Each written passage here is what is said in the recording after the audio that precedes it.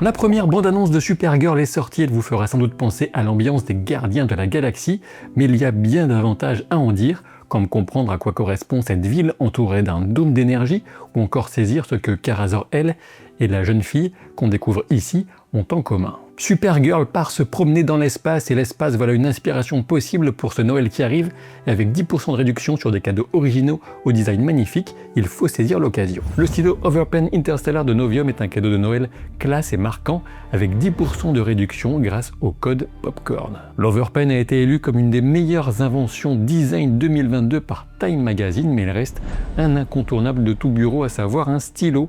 On le sait, écrire à la main est une activité qui multiplie les bienfaits pour notre cerveau soumis à rude épreuve par les algorithmes de l'instantanéité. Le modèle Interstellar a certes un nom magnifique, mais en plus il est disponible en 4 coloris, Space Black, Starlight Silver, Mars Magma et Neptune Blue. Voilà l'arme ultime pour lutter avec goût et intelligence contre l'esclavage des pics de dopamine des réseaux. Qu'allez-vous écrire avec un tel stylo? La pesanteur des Overpen, voilà un accessoire propice à l'agilité de l'esprit. Un cadeau de Noël classe pour une personne exigeante qui sait apprécier les belles choses, prise en main ergonomique, écriture fluide et sans tache. L'Overpen Interstellar existe aussi en édition spéciale avec le 18 carats or et l'éclat de météorite certifié. Avoir l'axe de la Terre à 23,5 degrés sous les yeux, c'est aussi peut-être un moyen de renouer avec une certaine harmonie globale, et on sait combien un environnement direct, beau et ordonné participe à une forme de sérénité. Un aussi bel objet motive à offrir à son bureau une seconde jeunesse. Il existe aussi l'Overpen Future qui est un 2 en 1 interchangeable entre stylo plume et roller. L'Overpen Future est proposé en 3 couleurs, Deep Black, Frost Silver et Mist Blue.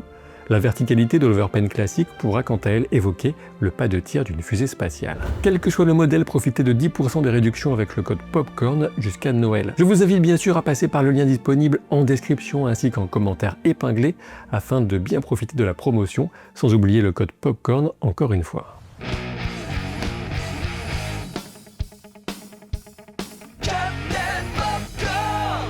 C'est donc le 24 juin 2026 que Supergirl arrivera en salle de cinéma en France. Le premier objectif de cette bande-annonce consiste à bien établir la différence de personnalité entre Kara et son cousin, Kal-El, alias Clark Kent, alias Superman. Quant à la jeune actrice Millie Alcock, que j'avais déjà trouvée excellente dans la première saison de House of the Dragon, je reste convaincu qu'il s'agit d'un très bon choix de casting. Elle crevait déjà l'écran dans ses courtes apparitions de Superman. Kara annonce que là où Superman voit le meilleur des gens, elle voit la vérité.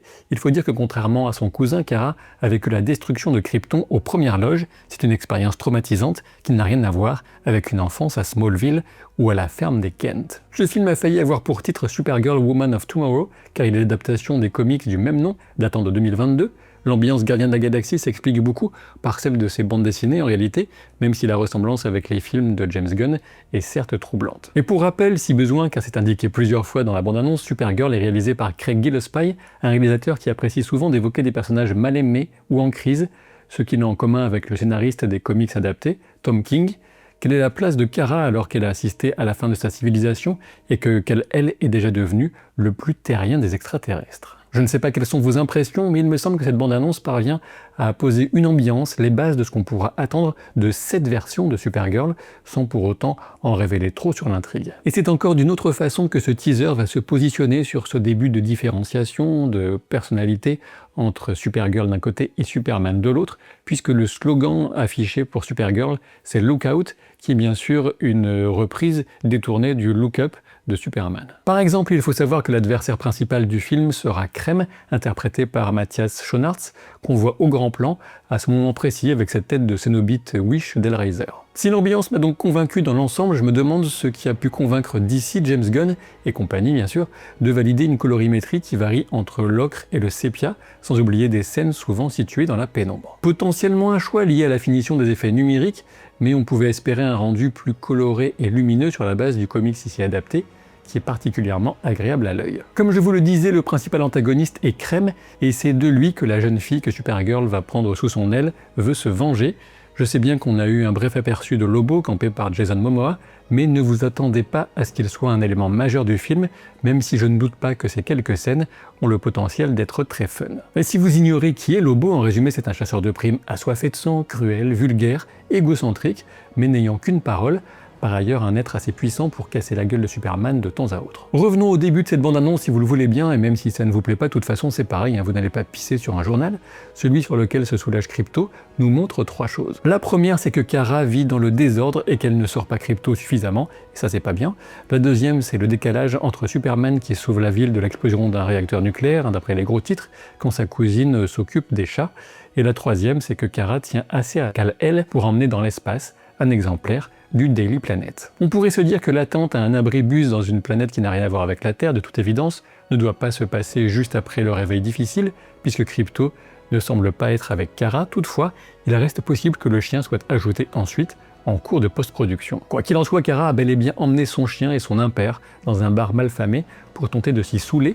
Je dis bien tenter, car pour une kryptonienne comme elle, prendre une cuite demande une certaine organisation. Dans les comics, elle se dirige vers un système solaire à soleil rouge, ce qui réduit suffisamment ses pouvoirs pour que l'alcool fasse effet sur elle, et je ne vois aucune raison pour que ce soit différent dans le film. De l'aveu même de Kara à Krypto, son super chien, qui n'est pas une publicité canine ambulante pour des bitcoins ou autre machin chelou, sa vie n'a pas été des plus folichonnes. On a évidemment l'explication quand on entend la jeune fille expliquer qu'elle ignorait que des Kryptoniens étaient encore en vie et qui demande à Kara ce qu'elle ressentit en perdant tout en un jour. Kara répond que Krypton n'est pas morte en un jour et que les dieux n'ont pas été si cléments. C'est là qu'on arrive à l'explication du plan de ce dôme énergétique entourant une ville. Il s'agit de la cité Argo que le père de Kara, Zor-El, a sauvé en écoutant les mises en garde de son frère, Jor-El, le père de Superman. Malheureusement, l'explosion de Krypton transforme le sous-sol de la ville protégée en kryptonite, ce qui aboutit, avec différentes variations selon les versions, à la mort des habitants.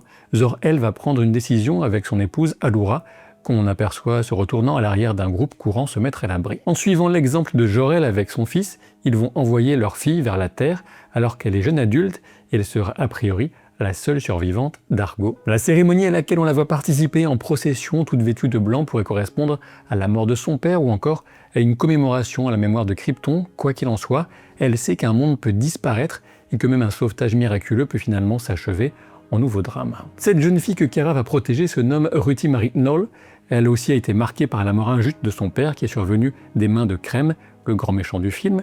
Du moins c'est hautement probable si le film suit les grandes lignes de la BD. Perte d'un père mais aussi de sa mère, de tous ses proches, de son peuple, sentiment de solitude et d'isolement, voilà ce que nous résume peut-être le cri muet de Kara dans l'espace, sachant qu'on distingue une lumière dorée qui laisse supposer la présence ici d'un soleil jaune propice à des pouvoirs puissants. Dans cette scène où tous les viseurs laser se braquent sur Kara, on distingue à table un individu vaguement humanoïde à tête violette. Il n'est pas impossible que Kara soit intervenue suite à une altercation entre cet individu et Ruthie Marie, donc Lara prend de toute évidence ici la défense. Et je vous accorde sans aucun problème qu'on a une nette vibe Ravageur qui se dégage de ces malotrus, un groupe, les Ravageurs, vu dans plusieurs volumes des Gardiens des Galaxies, bien entendu. Et pour revenir rapidement sur cette ressemblance assez flagrante avec l'esthétique développée dans les volumes des Gardiens de la Galaxie, la promotion elle-même en joue déjà, puisque dans ce qu'on a de plus en plus souvent, le teaser de teaser, on pouvait apercevoir Millie Alcock en Supergirl, bien sûr, avec ce long imperméable, et des écouteurs orange, qui était bien sûr une référence plus qu'appuyée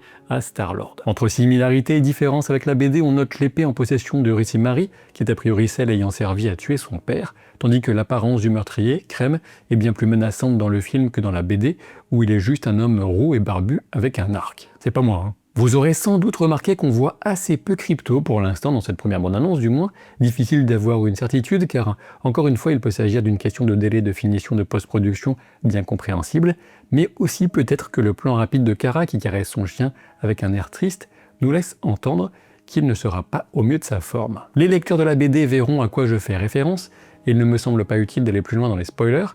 Comme déjà évoqué, la couleur du soleil a grande importance, et on n'est pas surpris de trouver Supergirl en tenue avec un soleil jaune quand elle vient fracasser toute une bande d'adversaires. Outre ce jaune et le rouge qui lui permet donc de ressentir les effets de l'alcool, pas impossible aussi que le film explore les effets d'un soleil vert, et non, c'est pas l'épisode 5 de Pluribus. Je peux vous dire que si le film conserve ne serait-ce qu'un peu des saloperies auxquelles Crème et les malveillantes personnes avec qui il traîne, ça donne d'une planète à l'autre, on pourrait voir des scènes poignantes tout en nourrissant une haine grandissante du spectateur envers l'antagoniste. Bien évidemment, cela amènera à s'interroger quant aux valeurs fondamentales de Supergirl.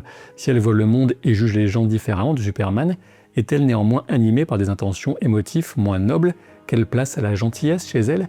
Quelle importance accorde-t-elle à la vie? Alors bien sûr, étant donné la tristesse de l'époque que nous traversons, on trouvera bien quelques nouilles sur pattes pour venir pleurer sur le vilain girl power woke qui a détruit tout ce qu'il y avait de bon dans la pop culture, et même dans tout le reste de l'univers. En dehors de ces jérémiades, je pense qu'on peut s'accorder pour reconnaître une belle énergie à cette bande-annonce, même si, encore une fois, je pense qu'il y a une véritable marge de progression sur la colorimétrie. Sur le fond, je pense que DC nous réserve une belle aventure intergalactique entre deux filles très différentes et pourtant très proches. Il est possible d'ailleurs que la narration principale se fasse par la voix de Russell Marie, comme dans la BD, mais ça on le découvrira plus tard. Une narration en voix off fonctionne souvent mieux en BD qu'en film, même s'il y a de notables exceptions.